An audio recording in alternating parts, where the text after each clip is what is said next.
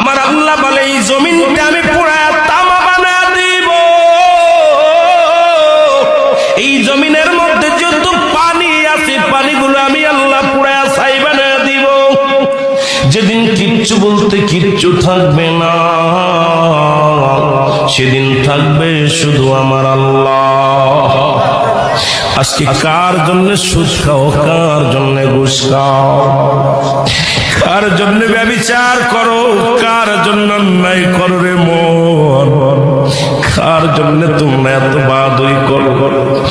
আরে আজকে একটা কথা বলতে গেলে কষ্ট হয়। এই জমিনটা আল্লাহ পুরায়া তামা বানায়া দিবে।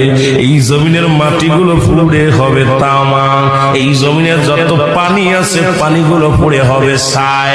এই দুনিয়ার মধ্যে কিচ্ছু যেদিন থাকবে না, ওই তুরস্কের কত বাহাদুর, কত টাকাওয়ালা মিনিটের মধ্যে